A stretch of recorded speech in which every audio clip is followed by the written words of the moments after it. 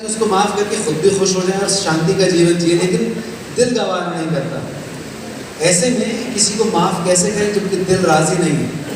Please सुझाएं। देखिए, आप माफ नहीं करें आपकी मर्जी है। कई बार कुछ ऐसा होता है कि एक्चुअली में मन नहीं मानता इतनी, क्योंकि माफ करने का मतलब होता है फिर पूरा माफ करो, बीच में मत रहो। माफ करने के बाद भी अगर आप अपने मन में मनमुटाव रख रहे हैं, ग्रजेस रख रहे हैं, वो माफी नहीं है। तो मैं कहती हूँ जब तक आपको ना लगे कि मैं उन ग्रजेस से दूर हो चुका हूँ, तब तक माफ मत करिए। तब तक आप अपनी भावनाएं अपने तक रखिए, क्योंकि मैं हमेशा कहती हूँ कि माफ करना तो फिर भी ठीक है, लेकिन जब कहते ना माफ करो और भूल जाओ, भूलो मत। जब आपके साथ कुछ गलत होता है ना, उसकी सीख को याद रखो।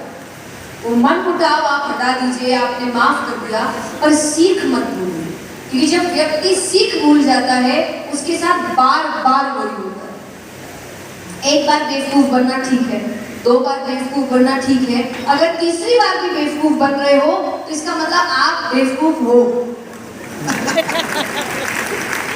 अब व्यक्ति बना नहीं रहा है, अब हम बेवकूफ हैं, क्योंकि बना आपको कोई एक बार दो बार सकता है, उससे ज्यादा नहीं। इसका मतलब आप सीख नहीं रहे।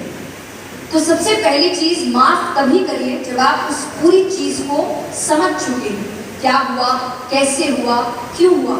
इग्नोर मत करिए। मैं हमेशा कहती हूँ कि जब व्यक्ति के साथ गलत होता है ना, वो इग्नोर करने लगता है, और जिसको हमने आज नाम पॉजिटिविटी दे दिया है।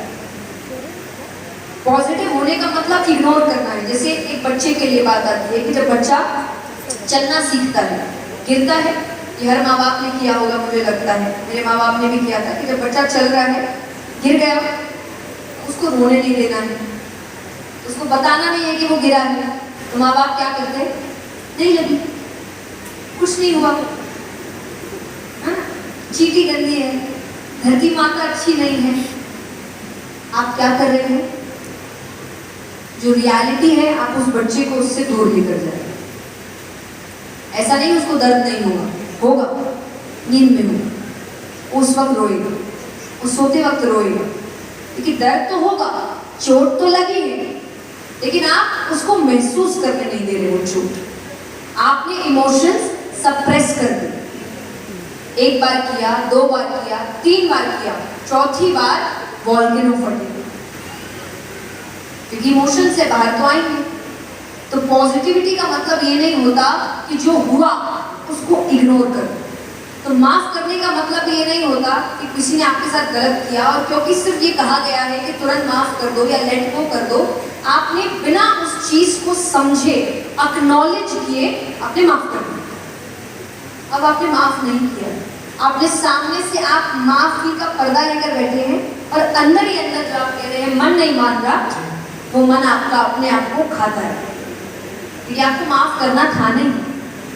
तो जब तक आपको नहीं करना है माफ, मत करें। उस सिचुएशन को एक्नॉलेज करें, क्यों हुआ। जैसे चोट की बात मैंने कही, तो चोट लगी है, अब नेगेटिविटी क्या है, रोना, कि दिन भर रोते रहते। नेगेटिव इंसान क्या करता है, जब उसको चोट लगती है ना, वो चोट पर ध्यान नहीं देता, वो कहेगा मेरी तो किस्मत खराब है, मेरे ही साथ ऐसा होता है, मेरे ही साथ गलत होता है, मुझे ही दुख मिलते हैं। ये नेगेटिविटी। पॉजिटिविटी क्या है, चोट लगी है, क्यों लगी पर ध्यान। मेरी चप्पल सही नहीं थी, रास्ता सही नहीं था, मैं ठीक से नहीं चल रहा था, इन चीजों पर ये हुई पॉजिटिविटी। तो आपको जब माफ भी करना और आपको लग रहा है माफ नहीं कर पा रहे, आप समझिए कि हो क्या रहा है मेरे साथ, कौन सी बात बुरी लग रही है। व्यक्ति की बात बुरी लगी, या बात बुरी नहीं लगी, लहजा बुरा लगा, या लहजा भी बुरा नहीं लगा, जिस इंसान ने बोला वो इंसान नहीं बोलना चाहिए। तो आपको समझ आएगा कि आपकी प्रॉब्लम क्या है, आप कहाँ माफ नहीं कर पा रहे। लेकिन व्यक्ति इन चीजों, कहते ना, जड़ तक नहीं जा रहा है, ऊपर ऊपर दवाई लगाता जा रहा है, ऊपर ऊपर दवाई लगाता जा रहा है, और अंदर ही अंदर उस घाव को और खराब करता जा रहा है। फिर समय आएगा जब आपको लगेगा कि अब घाव नहीं, उस पूरे पोर्शन को आपको हटाना।